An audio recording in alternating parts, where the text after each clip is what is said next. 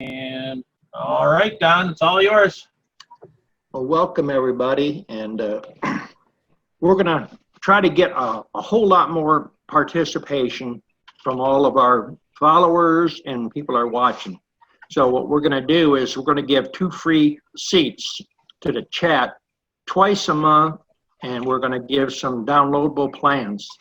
And one way you can get those is get on the Fat Bee Man group, and Elizabeth will pick at random, and go on YouTube and sign up. You get your emails that when we put our new videos up, like the channel, and we're going to end up giving some classes away too. And we're going to give away a DVD. All this stuff's going to be at random, so there's no pre-pick. We'll do a couple of each. Going to even give some free lessons.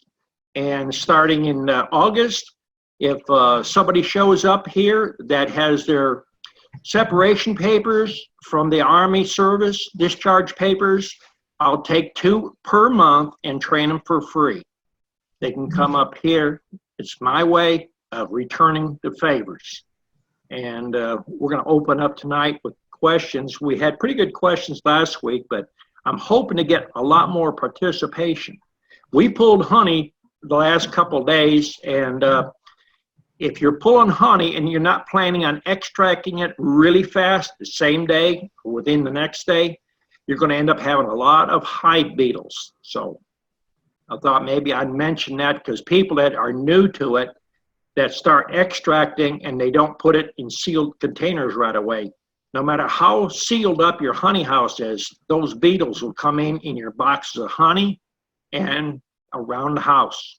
So let's get started with questions tonight, and let's see who's having some problems. I see we have a few new faces here, so don't be afraid to step up. Okay, first up is Chris Pappert. Go ahead, Chris. Hey, Dawn, the Mega Bee product you talked about a couple of weeks ago, when do I start using something like that, and how often? Right now, I wouldn't be using Mega Bee at all. There's pollen coming in, and you want to use that usually in the early spring and in the fall a little bit. You have to be careful with that stuff so you don't get a lot of beetles in it. Okay. Especially putting your lemongrass oil in it. Right. Even if I use it as in the syrup? If you're using the syrup, don't make it too strong now, because right now with all the rain and everything out, beetles is going crazy. We're making more beetles than we are bees now. I've been lucky. I've only seen a couple beetles the whole summer.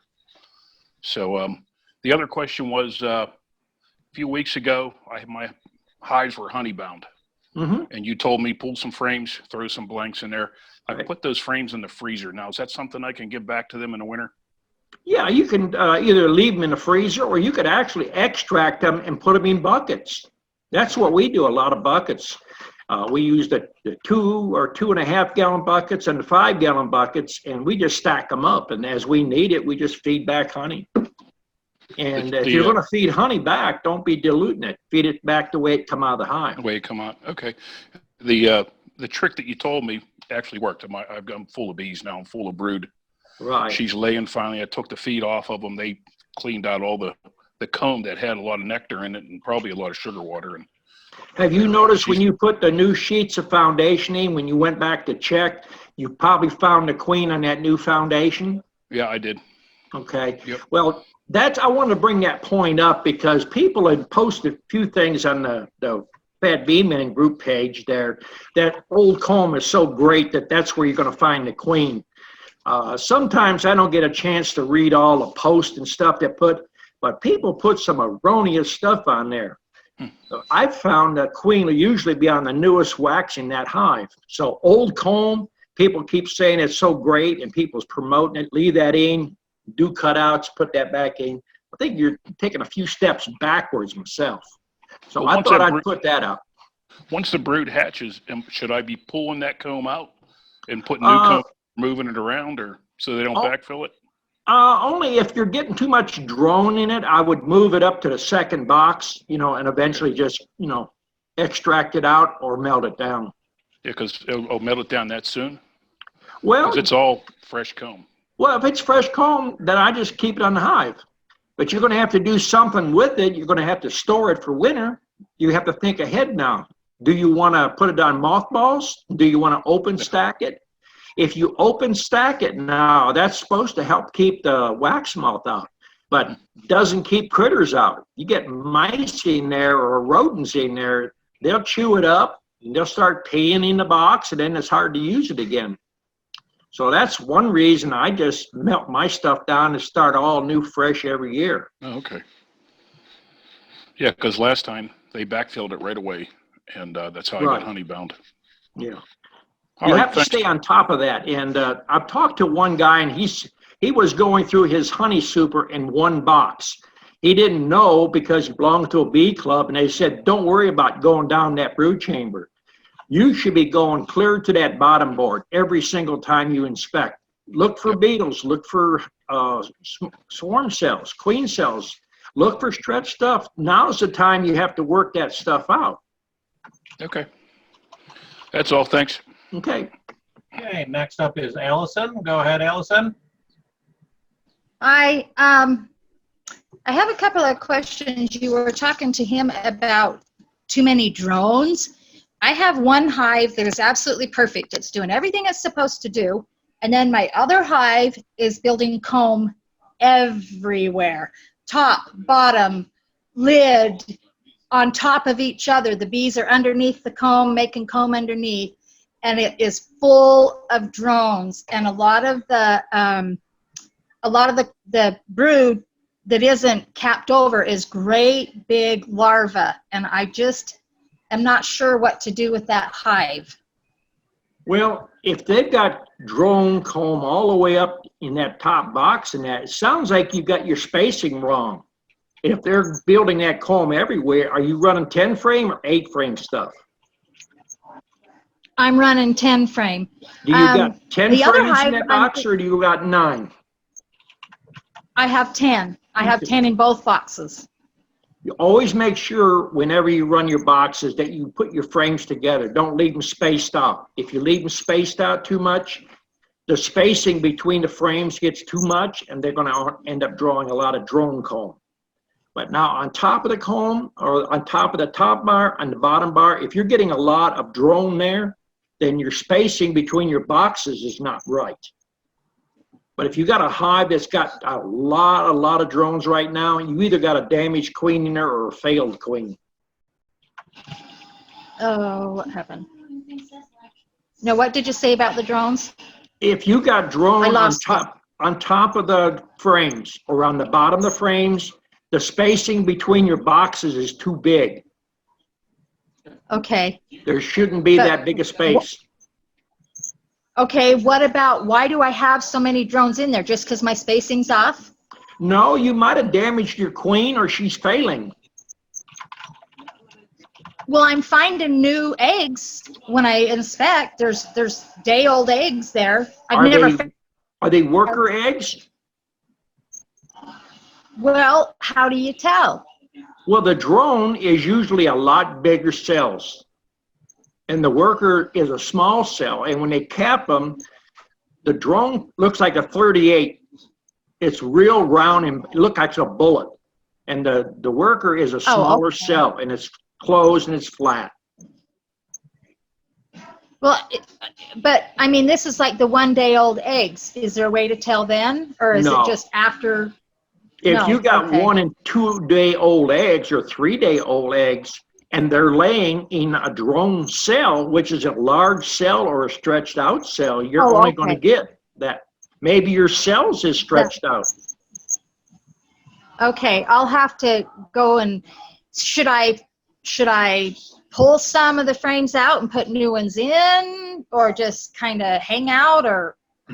What do you normally do? You putting starter strips or you putting full sheets in? I put full sheets. Put 1 sheet in the middle and see what they draw. Okay.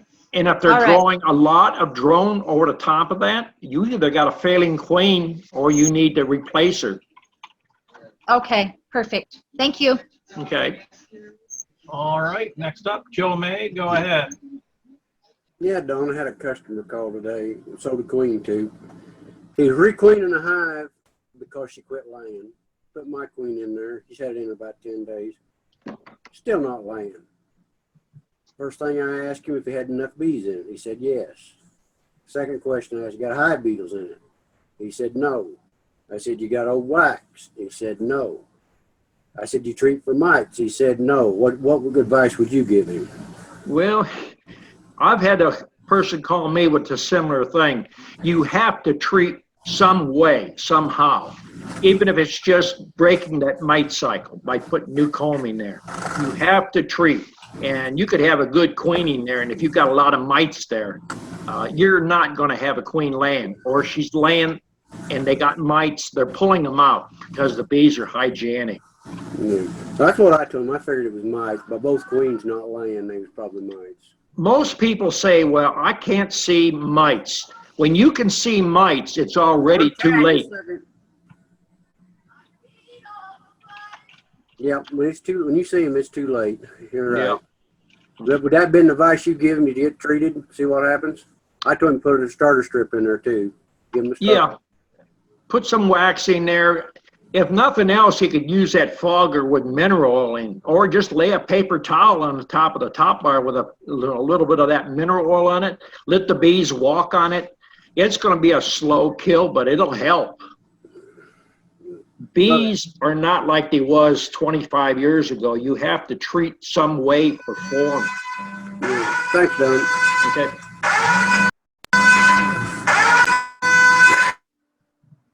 Okay. Paul, you are up next. Go ahead. Don, with all of the rain that we've been having, how long does it take for the flowers to recover producing their nectar and pollen that was washed off? It just depends on what kind of flowers we're talking about. I mean, it was raining yesterday, and about an hour after the rain, I walked around and looked at some hives, and I seen yellow pollen coming in. It's hard to say. I mean, there's things that bloom that don't get much rain on them, or they're shaded, with the canopy of the tree. Because I really don't see too much pollen coming in. I'm wondering if I should feed them a pollen patty. I wouldn't put a pollen patty on. No? No. All right. A pollen patty, you're usually just setting up a bar to breed a bunch of beetles. Yeah. Summertime, you shouldn't have to do it. All right. I was just concerned with all of the rain. Don't you see any pollen at all coming in? I tell you, I see maybe a bee or two every minute or so. Usually, go out in the afternoon between 1 and 4 o'clock. That's usually when you see a lot of pollen coming in. Yeah, If you got a good, strong hive, usually around 9 or 10, you can see pollen coming in. Yeah, I mean, there's plenty of pollen in the hive, but I just don't see it coming in now. All right, that's all I have. Okay. All right. Next up is Anthony. Go ahead, Anthony. Hi, Don. Hi, everybody. Earlier this week, I got a referral from a friend to go do a removal. And it was my first removal. And it was like textbook easy, really. No demolition. This lady had a big cabinet out on her porch. And the house had been vacant for 4 months, and somebody left the cabinet open up in the top. So the girls went in there and attached to the bottom of the top board in the cabinet. And it was only about as big as a basketball. There was only 8 combs in there. So I went there and did everything I've seen in the videos and read about. A lesson learned there. It's pretty difficult to take that comb out and put it in the frame and get the elastics on it yourself.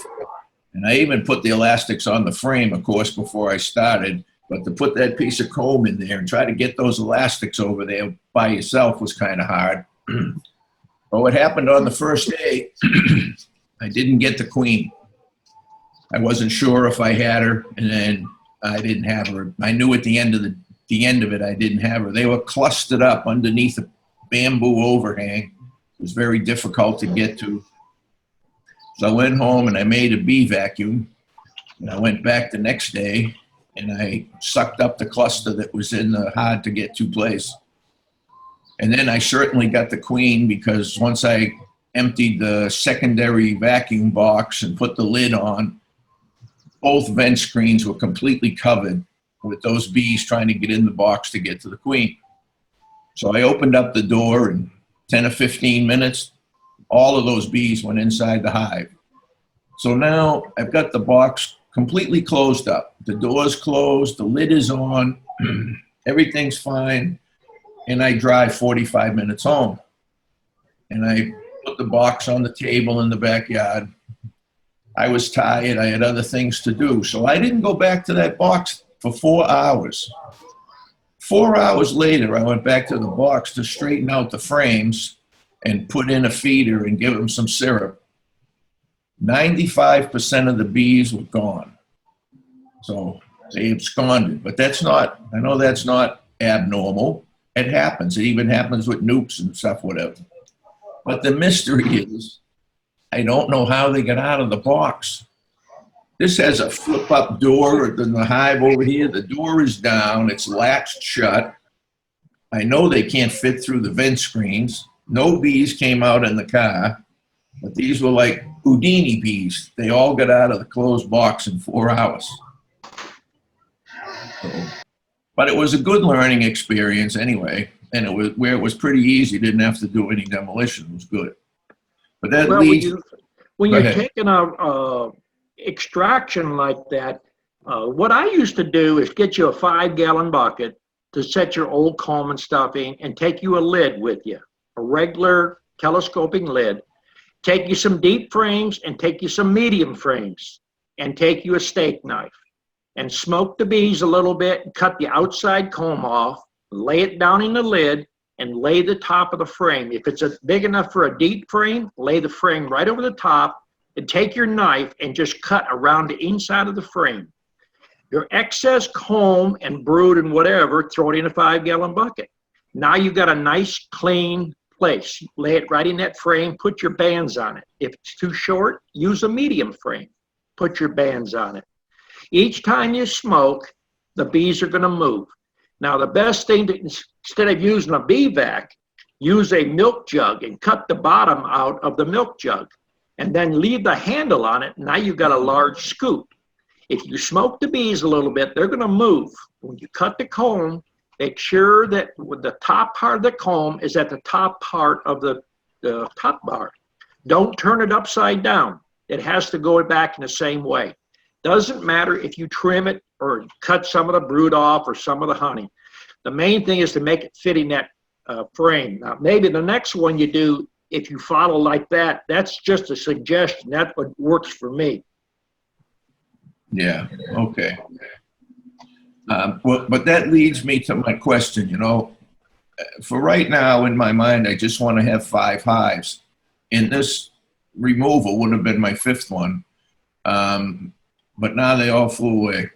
So yesterday, I went through both boxes in those hives, and I was looking for a queen cell. So I was going to put a queen cell in there and do another split. Right now, I don't have any queen cells. I saw 2 that were half, so I don't know if they were half built or half eaten. They looked like nothing was going on with these 2. Nobody was near them. I held the frame to see if anybody was looking at them and doing anything. Nothing. So here's my question. What's the best way to have my best hive make queen cells? How do I get queen cells from my strongest, best hive? Keep them in a single story. Bees, when they get crowded, that's the whole thing. When bees get too crowded, that's nature. They make queen cells. They multiply and they store honey. That's the only 2 functions. When they can't do either one, they make queen cells. When you keep putting boxes on, you just give them more room. Yeah, I understand that. Mm-hmm. All right, so that would be one way to take the second box off and get them to see if they make one. But what about if I cut off a piece of comb, like whatever, an inch or something like I've seen you do, mm-hmm. and attach that to a frame and put the indentations in there? You don't even have to do that. You can cut off an inch or so of the bottom of that frame, but it has to have young larvae in it. And then just pinch about every inch. Okay. They'll draw down, and try to cut when you're cutting, cut the cells in half or just below I half. know what you mean. Yeah. So you give them, and Yeah. I know what you mean. I heard you say that a week or two ago. Mhm. Don't cut straight, cut like through the middle of a row. Bees always have their own mind. You want them to do something, and sometimes they won't do it. Yeah. The other thing you can do is pull the queen out of the hive and move her to a nuke. Once the queen is removed, they're going to make cells. That's the next thing they're going to do. I would love to find, I got 4 hives now. 2 of the queens are marked, and the other 2 I've never found. My one best hive, when I was pulling frames out of there yesterday, there's plenty of room in the top box, but they like the bottom, and down, those bees were like 3 bees thick on the frame when I pulled it up. So I'm like, how the hell am I going to find a queen on here? Those 2, I've always had a hard time finding the queen in there. But I see eggs and larvae, so I don't care if I see her right now. Okay, thank you very much. I'm going to let someone else ask a question. Thank you. Okay, next up, Robert White. Go ahead, Robert. Yeah, Don, what is the best way to check for Varroa mites? I mean, a good, easy way just to check for them. Well, you can take alcohol and be sure that you don't have the queen. If you have a bee brush, or you can use a feather.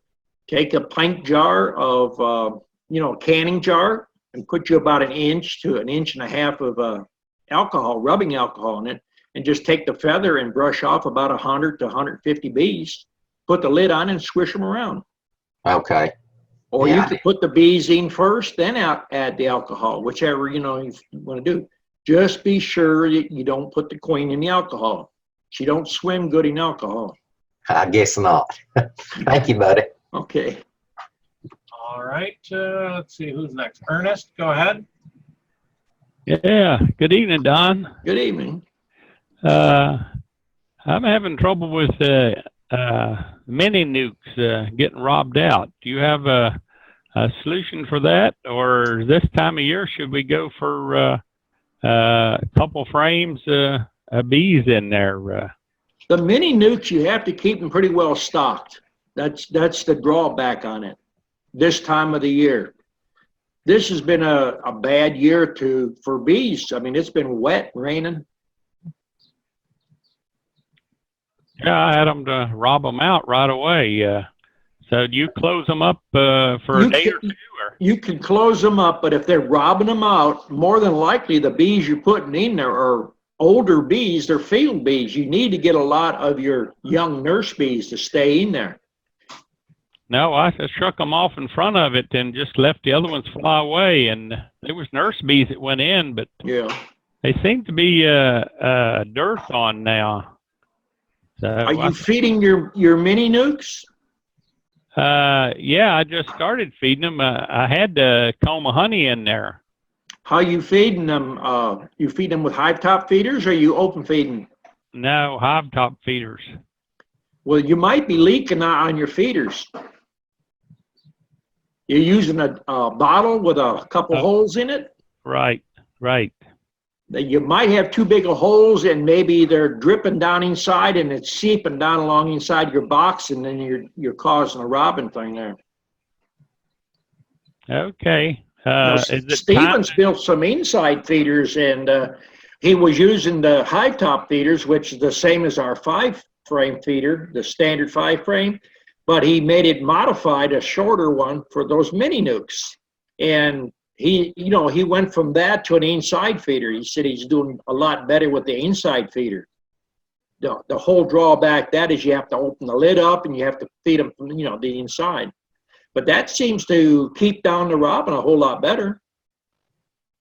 Okay, and when do we change over for making up hives? You said in the summertime you got to change and not do the one cell and the honey. Yeah. Oh, you got to put a little bit more bees in this time of the year. or you get robbing. Okay. Early spring, you can get by with one frame of honey and just a cell and a couple of bees and put it in there, and they do real well. You think maybe by me feeding the bees, it's creating robin in the... It's possible. Are you mixing any lemongrass or any oils with it? Yeah, mix that oil mix it. That might be your problem. You're stimulating them to come out. Just feed regular sugar water on those nukes. Okay. Okay, that's all I have now. Thank you. Okay, next up is Peter. Go ahead, Peter.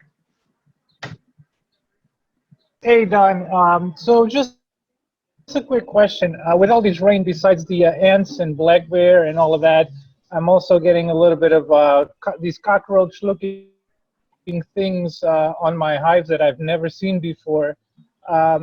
Any ideas? I'm sure down south more where you guys are, you probably see them more. Usually they don't bother the first time I hive. see them on my hives. They don't bother the hive, really. Okay. And just another quick question. How do you feel about the sugar dusting for mites? It's something I do every 2 weeks, but up here it seems to a lot of people seem to be getting away from it. How do you feel about it? I know you used to do it in the beginning, right? No, but, I've never really done it. I've done a video on dusting bees, but I personally wouldn't do it. Because when you dust bees with sugar, you're going to have all that excess sugar all over the ground. You're going to cause more ants to come there. Okay, that's all. Okay. Thank you. All right, next up, Heather. Go ahead, Heather. Oh, hey, our biggest problem right now are the hive beetles. They're just like, the population has just exploded. And I've been doing everything I can think of. I did the bottom boards with the jelly jar trap that Joe May did a video about, and the Swiffer dry cloths, and the beetle traps. And do you have any other suggestions? The biggest, well, we don't use any of those. We even stopped using the boric acid pads in the bottom. The best thing is change those boxes out. Get another box, change it out frame by frame, and just examine each frame. If you see a few beetles on it, just take your hive tool and pluck them off or flick them off. And then once you get all the bees back in another box, and then go in the box and start smashing them. That seems to do the best. Okay. And just do that maybe like once a week? Well, if you got enough hives, you can do them once a week, but you know, if you can get in there twice a week, it's better. Every time you look at a hive, go in there and change it out. Okay. Pull the first frame or two out and look. If you see one or two in there, then it's time to start getting in there and looking for them. Okay. Oh, that's a lot more work, but all right. Well, yes, that's a lot of work, but there's a lot of other things, you know, you could do. There's people putting roach bait in there, which I wouldn't do myself, you know. You wouldn't? I thought about that, like the little traps, and put it in the bottom of the hive. Would that be bad for the bees? You're registered with the state, aren't you? Not yet, no. Oh, well, if you're not registered with the state, you might get by with it. But the thing is, if the inspector happens to stop by, driving down the road and happens to see your beehives and does an inspection, it's not good. Okay. Well, I haven't put roach baits in there, but I just... Well, there's people that suggest a lot of stuff. The boric acid pads, they're legal, and it actually works, but we haven't used them for 3 years. And we keep ours under control.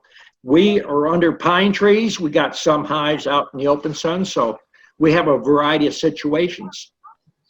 Yeah, we're the same. We have woods all around us, and it's just... I think your biggest problem is the rain this year, and I noticed that your hive top feeding with jars. Just on a few. Those the ones with the jars seem to have more beetles in them? Sometimes, yeah, because usually those are our splits, so they're a little weaker. Yeah. But just because we ran out of hive top feeders, but we're building more, so. Yeah. That's the only thing you can do that if you're worried about the beetles is make stronger splits. Okay. That's about the only thing you can do. Okay. Now the little trap that you put on the top in between the frames, I tried that and I put some diatomaceous earth in it, and that worked really well. Yeah. Well, you can get old CD cases. I done a video a few years back. Just drill you, I think it's a 1/4-inch hole in each corner, and then put duct tape or some dark tape over that CD case. You want 4 holes in each corner, 1 in each corner, so you have 4. Then put about a tablespoon of that diatomaceous earth in there, and just set it on the bottom board of your hive. That works fairly good. So there's a lot of little things you can do to try to keep up with it. Okay. But there's no 100% way. You could try those dryer sheets.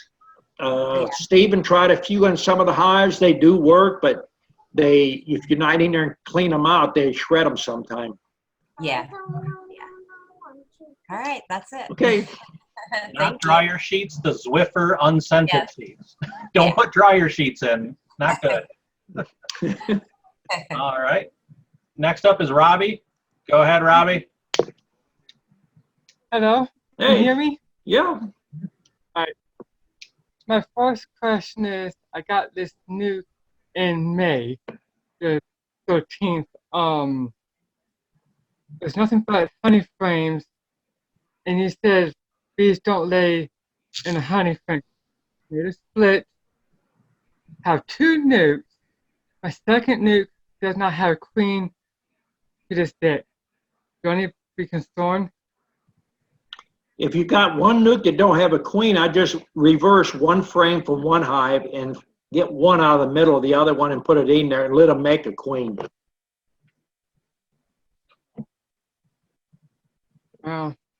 Did I split it too early in a year? Well, if you split it, you could, well, it's possible you could have split it too early in the year, but maybe your queen was in there and she flew out to mate and never come back. That's happened a lot this year.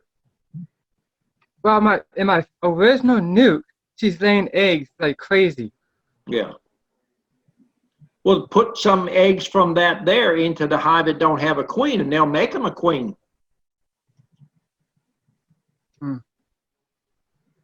Okay, thank you. Okay. All right. Back to Ernest. Go ahead, Ernest. Yeah, I had I know why you said go all the way down to the bottom of the hive, because usually you find the queen cells when you raise up the second box. Right. I went all the way down to the bottom, and on 1 frame only, on one side had 17 queen cells. Nowhere else in the hive had 17 queen cells. So I've been cutting queen cells every other day. So eventually you'll get one of them, it'll hatch out and take care of the rest of them, I guess. Well, you got 17 splits there. I know if I can keep them in those mini nukes, but I'm not too successful. One thing you can do is take and cut you like 1.5 inches by 1.5 inches hardware cloth and use it like a diamond shape, and at the top over your hole, take a thumbtack and push it through that hardware cloth and just tap it with your hive tool where it's kind of snug. And then when you charge your mini nukes, close it and put that queen cell in there and leave them closed for a day or 2. Then open it up. And when they got a queen cell, they'll protect that hole a lot better. Okay, I'll try that again with the rest of them. Mm-hmm. Okay, thank you. Okay. We are caught up on questions right now. So somebody raise their hand, ask Don a question. Have his undivided attention. All right, John Meyer. Oh, yep, John Myers, go ahead. Hey, Don. Hey. Hey, I was wondering if you ever had trouble with the oxalic acid vaporizer burning like the bottom of your frames. I had at my bee club a picture of where it burnt the bottom of some frames, and he was acting like he made like a little, like another bottom board just to do that. I didn't know if I had to go through all that or if that'd be an issue. The hive depends on how your hive is set up. If it's a standard hive, and if you bought the vaporizer from me, it's got 2 little wires on it. It's like little skids. It holds it up off that bottom board. Now, there's other people out there selling vaporizers, and if theirs don't have that wire in it, it holds it off the bottom, then it's going to burn that bottom board. But to burn a frame, you have to leave it in more than 30 seconds. Somebody left it in there and forgot about it because it takes about a minute and a half for it to get that hot to burn the bottom of the frame. Yeah, I don't remember how long he was saying he was leaving it in there, but he was just showing a picture of it. Yeah. It's not going to hurt the frame itself, but if you get a regular stopwatch, and just 30 seconds is plenty. As soon as you hook it up, start counting. If you're not getting a full burn in your vaporizer, it'll be like gummy stuff there. It should be like gray powder. That means you got 100% burn. Add a few seconds to it. Usually 25, 30 seconds, you got 100% burn on this fully charged battery. Now, if you use lawnmower batteries, you can expect 6 to 9. That's about what you get, 6 to 9 hives. We're using a deep cycle truck battery, which is high amp. We can do about 45 to 65 hives before we have to recharge it. All right. That's all I had, Don. Thanks. Mm-hmm. Over to Patricia. Go ahead, Pat. Hello. Hey. I've just got a suggestion for maybe a future discussion night. I've got a lot of people that don't know when and how to put on their honey supers, and if they've never put honey supers on before, how to get the bees up in them. There's a lot of lack of knowledge about how to get the bees ready for the nectar flow, and I thought that'd be a good discussion one night. We might have you do a discussion like that. I'll second that. Well, maybe, but it's a big problem for a lot of people. And then you'll get the ones that go, I leave it all for the bees, but it's because they don't know when to put the super on or how to get the bees to put the honey in the super. Well, usually I try to tell people, no matter if they're running 5 frame or 8 frame, when the bees are covering all the frames pretty well, then it's time to put a super on. Yeah. But you know, don't put 2 supers at once. If you got 1 super on top already, and they've drawn at least half of it out, and there's a good honey flow, the best thing to do is set an empty super underneath that and set the one that's already drawn out on top of it. Mm-hmm. And then the bees will go through it, and it seems that they'll draw it out a lot faster. Yeah. Okay. That was it. All right. We'll have Pat in here one night. Perfect. Over to Peter. Go ahead, Peter. Hey, sorry for the background noise. I'm actually at a coffee shop. I got no internet at home today. But I was going to ask you, so what, besides oxalic acid, any other recommendations for Varroa treatments? What do you use down there? If you use oxalic acid, there is no other one. You don't need no other one. It's the cheapest 100% way.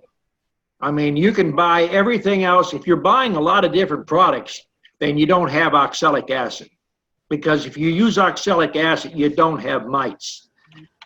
You could treat with oxalic acid, go back in about 2 days and do a mite fall, you know, with the alcohol wash. You're not going to find none. But, you know, there's a lot of other treatments you can put in there, and all they're doing is selling you high-dollar stuff. Yeah, I'm doing the oxalic acid treatment in the fall, and then I do the strips during the spring and so on. I had tried the hop guard too, but that stuff didn't work. Why don't you just stay just with oxalic acid all year? Yeah, that's what I'm doing now, and I was kind of wondering if that's something you like also. Well, it's 100% safe. I mean, I would use oxalic acid 3 times a month rather than put strips of any kind in my hive, because that's going to contaminate your wax. Okay. The smell is the only thing that bothers me sometimes, but that's why I tried the hop guard too. But like I said, hop guard 2 did not do very much. People that I've talked to that used hop guard said usually the next day the bees are so ill they can't even walk around them. I have never used it myself. Yeah, it's the experience was not good, so I went back to the acid. Now, if you're going to use the acid, the vaporizing is the best way. There's people that have hundreds of hives that use the liquid and they use a dribble. Well, they call it a dribble, but they're not really dribbling it. They're putting it in a pump up garden sprayer, and one guy opens the hive up and they hit it hard with it with a wide spray. And that contaminates honey, it contaminates wax because it just gets into everything. I mean, there's people around that's using it. I don't like it myself. I would use the vaporizer only. Yeah, I only use the drip in the fall when there's no brood. But right now, the vaporizer would be okay with brood then, right? Well, the vaporizer, you can use with open honey, or you can do it with open brood. And you can use the vaporizer anytime the bees is flying. I wouldn't even use a drip method on them because you're always going to have brood. 12 months of the year, you're going to have brood. Even down here, we have brood in January and February. Okay. Thank you, Don. Okay. Anthony, go ahead. Yeah, we do have all the same things that you guys have in the United States. We do have hive beetles here, wax moth, mites. When I visited the head professor of entomology at the university, I asked her, I said, you know, do we have these things here in Thailand? She said, oh, definitely. And, you know, she opened up one of the hives at the university and showed me where you could see the little white mites running around in there because they're doing research with them. I also looked yesterday when I was out there. I did put the Joe May type little ball jar mineral oil traps. And so far, I've never seen a beetle in my hive or in the traps, knock on wood. So I don't have any hive beetles here yet that I can see. But at the interesting points, here's why this chat is good. I'm looking to see if I see mites, and I just heard Dawn say tonight, if you see the mites, it's already too late. So even though I don't see them, but we do have them here in Thailand, I should be treating for them, correct? Well, you don't have to treat if you don't have mites. The best way to find out is get a toothpick and go in your hive and open up about 10, maybe 15 cells that are capped on the drones. You have drones capped in your hive. Yes, sure. All right, when you pull them out, if you have bad eyesight, get your magnifying glass. They'll look like red freckles. That's what they're going to look like on the drones. And on a drone, sometimes you can find anywhere from 3 to 6, sometimes 9 mites per cell. So if you see any at all, you pull out 12 caps and you see 3 caps that have some mites, then you have a low count. Treat them.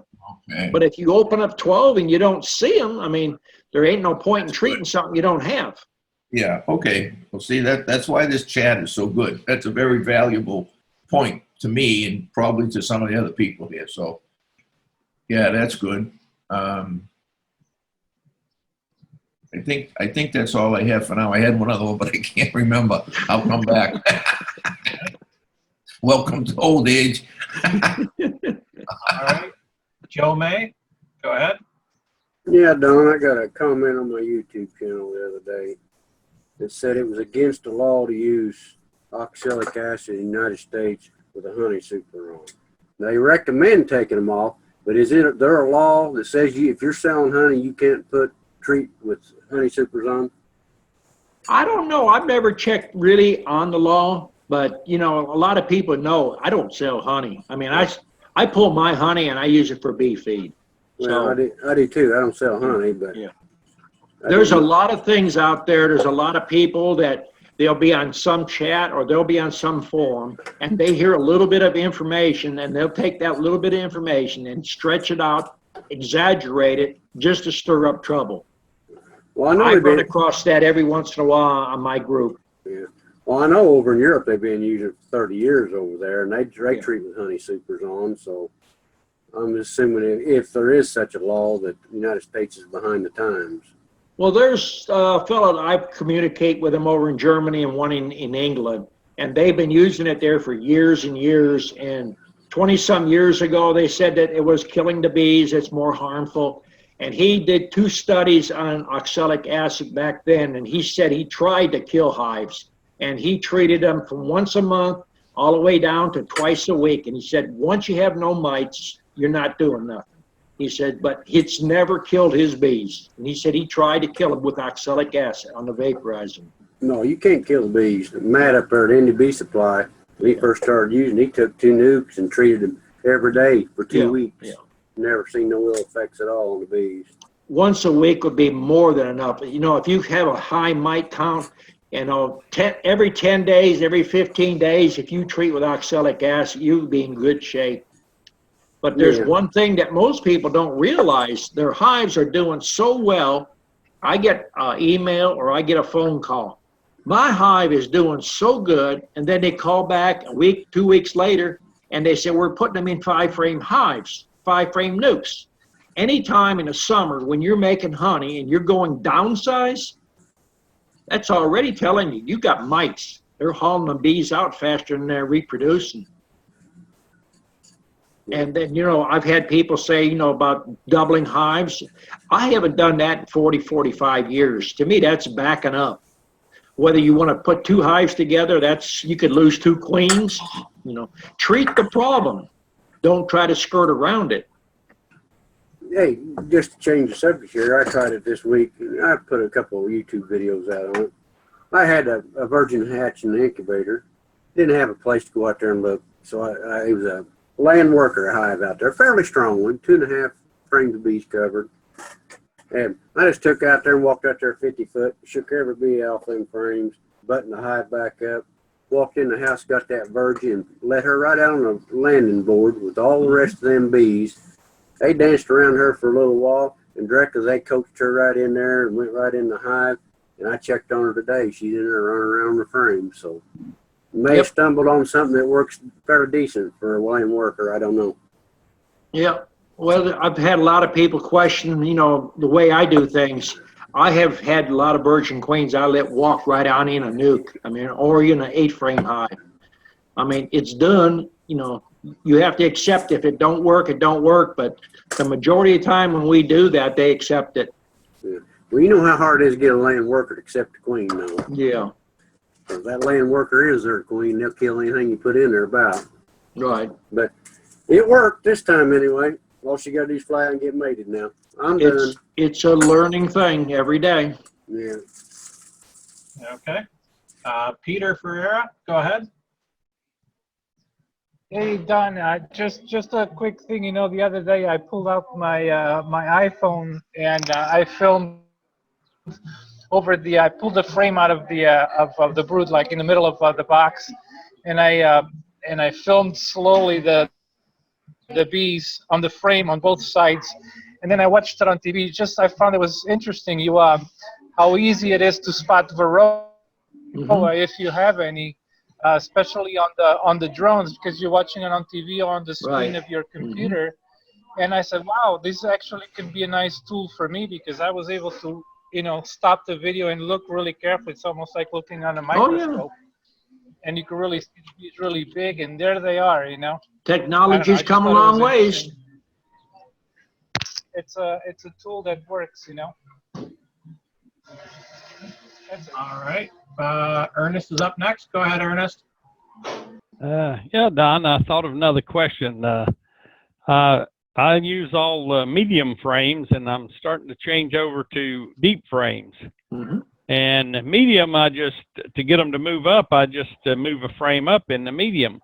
But between a medium and a deep, I can't do that. So do you have any suggestions? Should I put them on the bottom and then reverse them and make them walk up through them, or spray them, or what should I do? Well, to get one thing we do, sometimes we put, if we're running mediums to sell a bunch of mediums, then we sell a medium, and then we want to put some deeps, leave one frame out of the bottom 5-frame box, and then you put a deep over the top. Or you can put a medium on the top and put a deep frame in it. Oh, okay. Let it go down. Let it hang down in there, yeah.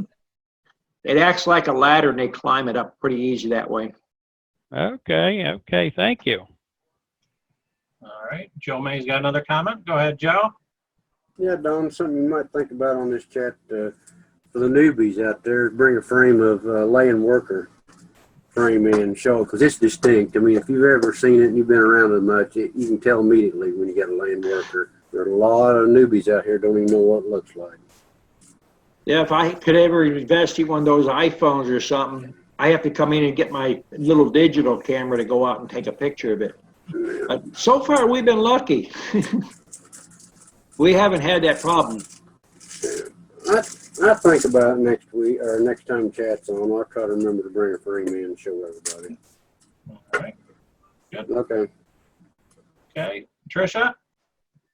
Me? Hi. Yep. All you. For Peter, he was talking about he couldn't stand the fumes from the oxalic acid vaporizer.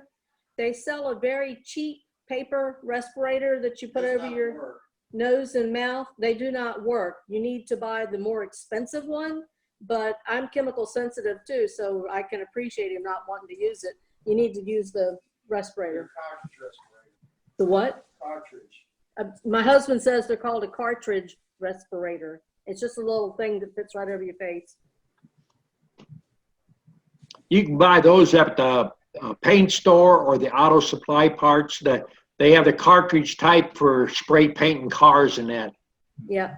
They're rubber mask with their changeable filter. Yeah. You look like Darth Vader wearing one. Yeah. You can't stand the fumes. It's a good thing to try. Okay. Next up is Robbie. Go ahead, Robbie. Sometimes I check back of my hive, put my ear against the hive. I hear about 3 different noise bees are making. I hear this buzzing and sounds like scraping. The next one I can't figure out. It sounds like it's banging once a second or so. What are these sounds coming from? I don't know. You talk about a scraping or scratching noise? Yes. That sometimes you'll hear that in a beehive. It's bees cleaning the hive. And then I also hear it. It sounds like something like this. Every so often. I don't know about that. Okay. Anybody else have suggestions? It's a tough call without hearing it in person. Make sure there's no mice in there. Okay. And we're caught up again on questions, it looks like. I hear somebody buzzing. No more questions? The only time I was just trying to show Anthony the only time what I've ever the heard lights look like right here on the road on the drones. Can you see that, Anthony? Is that Anthony? Yes, I see that now. Thank you very much. You're welcome, sir. All right, great, thanks. Yeah, they stand out really well against the white larva. Okay, next time I'm in there, I'm gonna let them rest a few days. I was in there yesterday, so next time I'm in there, I'll pop a few drones and see if I see anything in there. So thanks for that advice. All Thank right. Peter, you're up. Yeah. The only time I've ever heard scratching or knocking inside of a hive for Robbie is with mice. But that's not this time of the year. You get that in the fall. I don't know where Robbie is, but He might have gotten booted off. I haven't seen him. He froze up, it looks like. oh, I see him. He's on. There he is. Okay. Robbie, did you hear that? Yeah. Okay, you might want to check, especially on the bottom, on the very bottom, if you got a mouse in there, maybe. I don't know where he's located, but depending on where he's located, right? I mean, you wouldn't see them now here, at least not in Connecticut, but in the fall you might get that. If they're hungry, they got honey in there, they'll go for it. That's true. Or chipmunks. I've had a chipmunk once going in there too. Mm-hmm. So you might want to check the hive and get down in there, make sure there's nothing that's moved in. I guess. Yep. Good idea. Well, when it gets close to fall, you need to start looking for mouse guards. Now, you can make your own mouse guard if you go to the hardware store. Just get you about 1 foot or 18 inches of, they call it rabbit wire. It's like 1/2 inch little squares. I guess they're 4 to the inch. And the bees can get through it. You can put your entrance reducer in there and put a 3-inch piece of that over there. It keeps the mice out, lets the bees go in and out. It's cheaper than buying those commercial deals they sell at the bee supply. Okay. Patricia? Yeah, there's a site called epa.gov, and there's a thing on there about the oxalic acid, and it is not a federal law, but anybody that's interested in this very tiny print can go on there and read the whole thing, and there's no law about oxalic acid and honey supers. Okay, good to know. All right, back to Anthony. Go ahead. Yeah, the one I couldn't remember, I was going to ask Dawn, do you know off the top of your head, how high is the cup on the oxalic vaporizer? Well, everybody's making those things. We've been doing ours since, I guess, '89. I have a fellow that's a machinist, makes ours. And ours is about a 1/2 inch, I think. 7/16 to a 1/2 inch, somewhere in there. And then it's got stainless steel wires underneath it. The overall height on it has to be less than 3/4 because it has to slide in the entrance. Now, I've seen several people making them, and the ones that we've got, those would redesign that about 4 times, because the first ones was like some of the ones that they're selling now. They take forever to heat up. That's why these things was made in 2 pieces. They heat up and cool down really fast. And when you get a block of aluminum like that and it's solid, it heats up too slow and cools down too slow. Yeah, I don't think that would currently fit through my doors. Well, all your boxes, all standard beehives are 3/4. Now, they sell what they call a reversible bottom board, which I never bought into that, which is 3/8 on one side and 3/4 on the other. I make mine and I staple mine there where they stay on permanently. Yeah, okay. All right, thank you for that. Okay. Okay, Eric is up next. Go ahead, Eric. Hey, Don, I was wondering, I looked on the website about the acid vaporizer. Right. And I'm not seeing how you order that on there. Do I have to send you an email? Yeah, you can send me an email. They're $175, $15 shipping, and we ship you some acid with it. Okay, that's what I just wanted to see how am I supposed to order it by sending you an email. You can send me a check. Just make it out to Donald Kuchenmeister. The address is on the webpage. Make sure you put your phone number and your complete mailing address. Okay. It's $175 and $15 for shipping. Yeah. Mm-hmm. How long is the cord on that thing?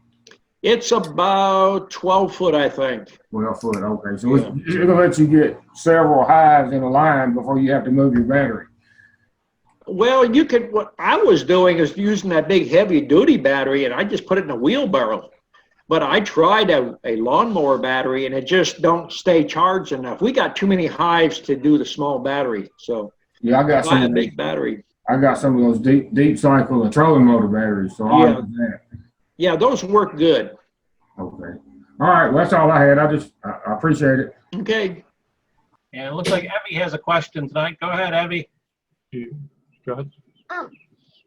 Could you split a hive if the hive had too much bees in it, and would the hive have to produce another queen? If you had a queen cell, you could split the hive. If it's really full of bees, you could take a frame of brood and let them make their own queen, but it's better if you have a queen cell or a laying queen. It's a lot faster and they build quicker. There you go. That answer your question? Okay. All right, and last question for the night is going to be Darlene. Go ahead, Darlene. Yay, beekeeper, thank you very much. My husband has, and many thanks to Jamie from Alabama also. And my husband was with me today.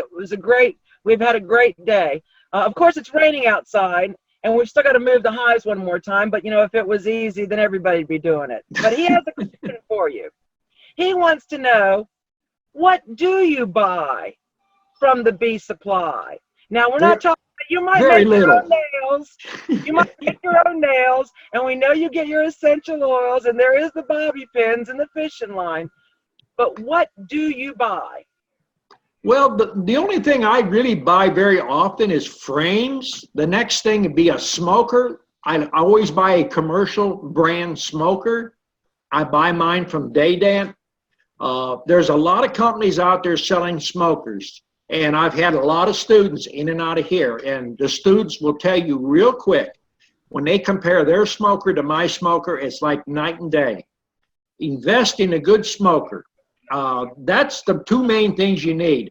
You can get by with no wax because they draw their wax. If you got foundation, it's nice. It just puts you ahead a little quicker. But yes, there's a lot of things you don't need. Well, he appreciates that very much. You and him think on the same lines. And he also wants to know, do you buy your wife anniversary presents? Or do you make them? I usually take her to dinner. Oh, there you go. Okay. Well, I thank you very much. We won't see you next week, right? No, we got birthday parties and stuff like that. So we'll go every other week then? Every other week until September. Okay, very good. My withdrawal, but then again, so I might be able to ask 2 questions. Oh, I'm limited to 2 questions. That's right. Okay. No, you can ask more questions, but what you're maybe confused with, we're going to give 2 prizes, twice a month. Uh-huh. I mean, free chats is one thing, but to come down and have free lessons with me for a day, I mean, that's a bonus. Oh, well, only having a chat every other week might get me over there, and I'll get bee withdrawals. That's it, sir. Well, I thank you very much. Okay. Actually, we did have one other question came in. Joseph wanted to ask if you could elaborate on the type of smoker you use or what to look for in a smoker. Well, I buy the commercial one. It's about 14 inches high. It's the most expensive one Daydant has. It's got a good fuel can. If you do burn that bottom piece out, it's 50 cents to replace it. There's other bee companies out there. I'm not going to mention the name, but there's some out there that's got a round dome on them, and it's got a little round hole that the smoke comes out of. And you could probably light a cigar up and get more smoke out of it than that smoker there. I'm not promoting any particular company, but buy a good smoker. Yeah, Pat's wanting to give those cats away again. Only one left. Okay, then that will be it for tonight. Okay. Thank you, everyone, and we'll see you in 2 weeks, don't forget. Okay, everybody be sure to get your comments on YouTube because we're going to draw the prizes from YouTube off of the comments. So if you don't make comments, you have no chance to win. And then be sure you're on the Fat Bee Man group. Get free seats, DVDs. We're going to give away a bunch of goodies. But we want to get your attention, make you more participants. All right, and E is going to do the drawing, so I won't have nothing to do with it. I win the first 2 rounds with God's training. Yay! All right, thanks, everyone. Have a happy 4th. All right, everybody be safe. Have a happy New Year. Service, everyone who's been in the military.